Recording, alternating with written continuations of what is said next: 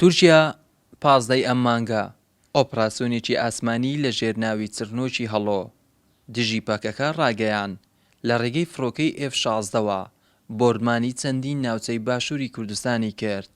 هەفتەی مانگیش ئۆپراسیۆنێکی وشکانی دەست و پێ کرد. ئەمەش بۆ هۆی جێگەی نیگەرانەی خەڵکی هەرێمی کوردستان و بەتایبەت خەڵکی قەزای بەردەڕەش. کارێکی زۆر خراپە.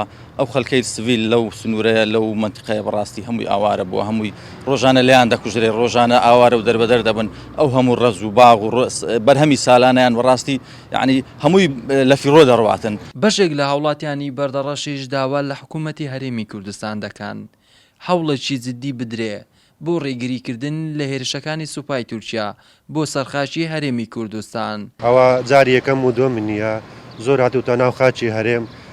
لە ماوەی ئەم دوو ڕۆژە 5 هاوڵاتی سیڤیلی شەهید کردەوە، چەندین کەسی بریندار کردوە، چەند گوند خاپر بووە، خەڵک ئاوارە بووە.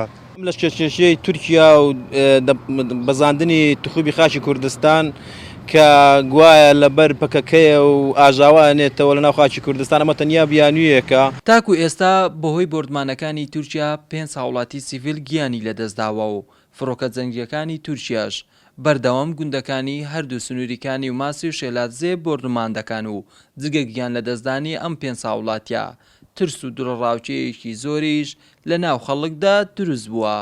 محەممەد جەلیل، کەناڵی گەلی کوردستان، بەردەڕەش.